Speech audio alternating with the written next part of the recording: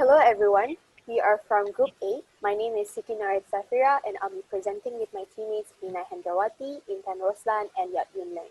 We will be presenting an infographic data analysis on the changes of consumers' dining behavior during COVID-19 crisis, which we conducted a survey and had around 339 respondents. To begin, our demographic segmentations are focused on three things, which is their age, gender, and which states they are from.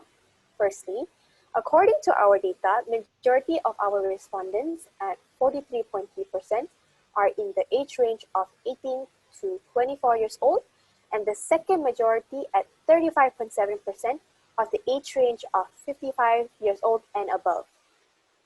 In terms of gender, most of our respondents at 56.3% are male and 43.7% are females. And thirdly, our respondents' majority was from the central region of West Malaysia, with the highest percentage of 62.5% coming from the states of Selangor, Putrajaya, and Kuala Lumpur. The second highest, at 18.6%, are from the states of Negeri Sembilan, Johor, and Malacca. Okay, so now I'm going to pass to Lina to explain the next part. Hi everyone, my name is Lina Hendrawati. In this presentation, I'm going to share about first four results of our survey. As you can see in the first area, we have asked the participants regarding what is their place preference to dine out before and after the pandemic.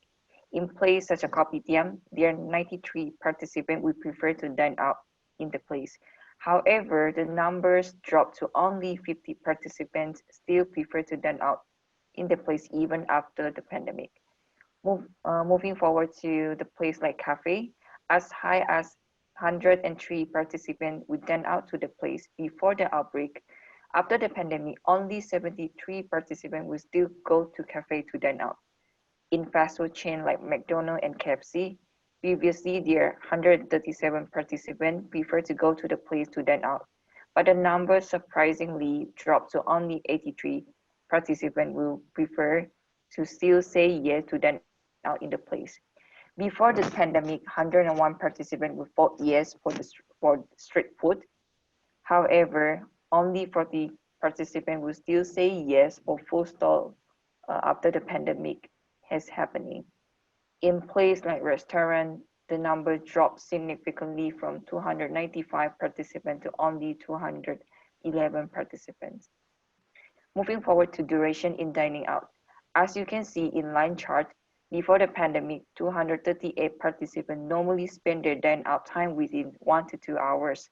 However, after the pandemic, only 219 people say yes for spending their dine-out within 1 to 2 hours. Before the pandemic, 69 participants spend their dine-out time within 3 to 4 hours. After the pandemic, only 22 participants say yes for spending their dine-out time within 3 to 4 hours.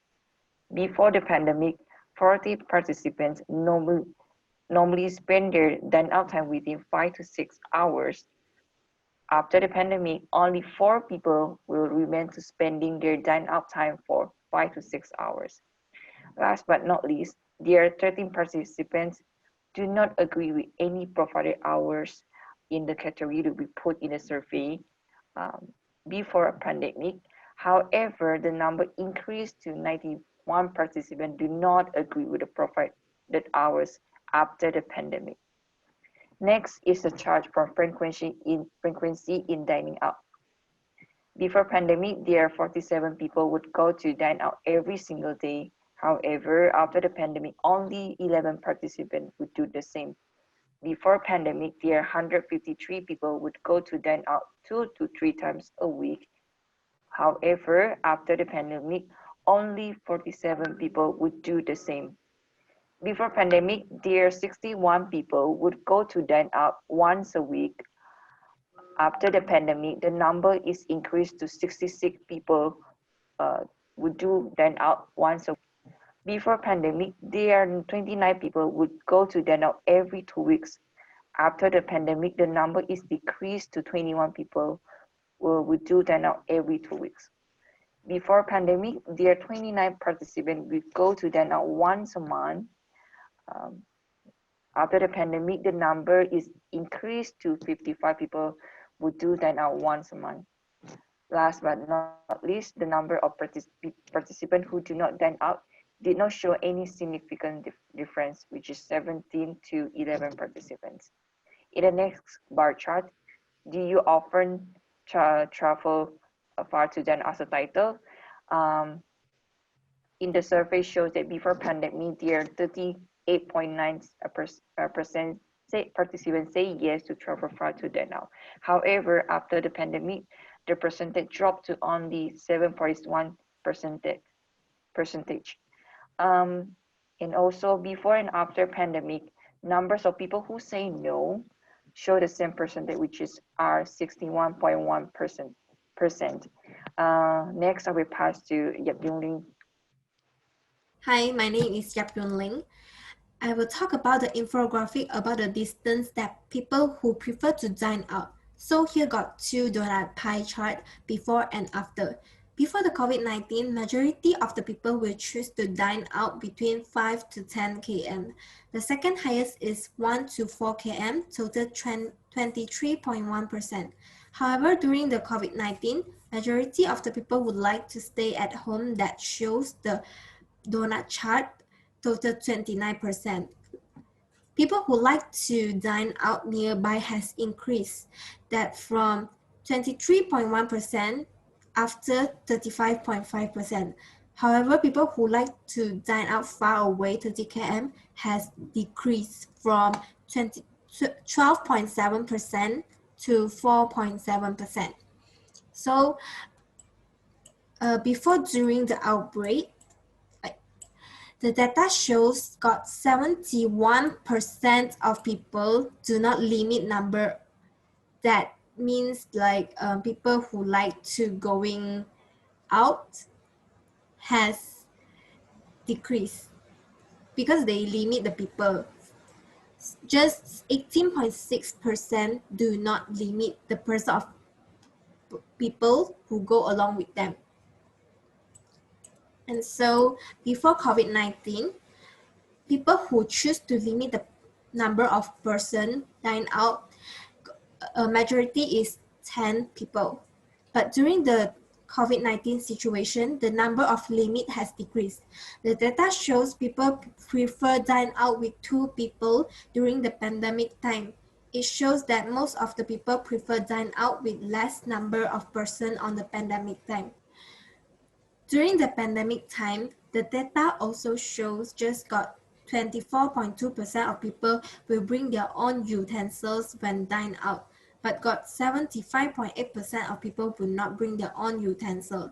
And last, we can see the frequency of people using hand sanitizer on the pie chart here.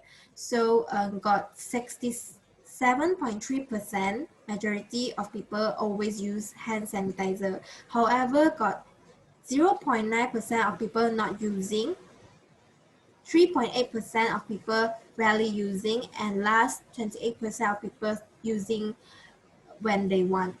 And so I will pass to Intan to continue her part. Hi, my name is Itan, and moving on to part D, which is the restaurant's procedures of SOPs. So the first question that we ask is it important for our participant to know if the restaurant practice proper SOPs protocols? So the majority of the participant, which is 87.87%, says that it is very important to for the restaurant to practice proper SOPs protocols. And the least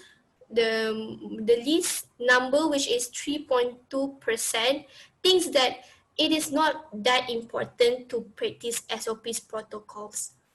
So the next question is how important for the employees to practice measurable SOPs protocol with the customer. The majority of our participants thinks it is important for the employees to practice measurable SOPs protocol, which is 91.2%. And the least is 2.4% thinks that it is not that important. Moving on to the next question, is the restaurant practice of cashless payment essential to our participant? And the majority thinks, which is 37.8%, thinks that it is essential for the restaurant to practice cashless payment.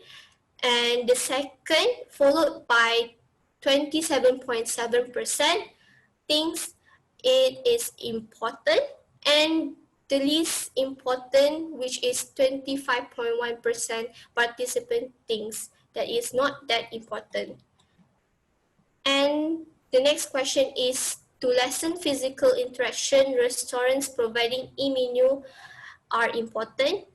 Majority of our participants, which is 36.6%, thinks that the restaurant must provide e-menu because it is easier, as it is safer for the virus, to prevent us from getting the virus.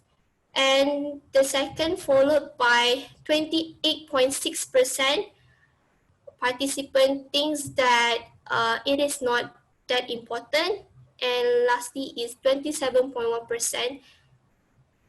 So the last is, do you think it's important for restaurant to have certain limitation of customers dining inside? Majority of our participant thinks it is important, which is 75.8%, and followed by 18% participant thinks it is not that important. Lastly, for our part, the question is, how many people think restaurants should allow customers to dine inside? So there are 10 answers, which is 10 people who can be dined out with: 20, 30, 40, and 50. For 10 people is 15.4%, 20 is 33.3%, 30 people is 10.9%, 40 is 2.2%, and lastly 50 is 4.2%. So moving on to next part, I give to Fira. All right. Okay, from our data analysis, we asked our respondents on their thoughts of the current dining SOPs, and the answers they give varies. Some of our respondents enjoys and agrees on the current SOPs implications done by our government. But for others, they argue that the SOPs procedures should be strict. We also asked our respondents on what additional implementation of SOPs they hope to add.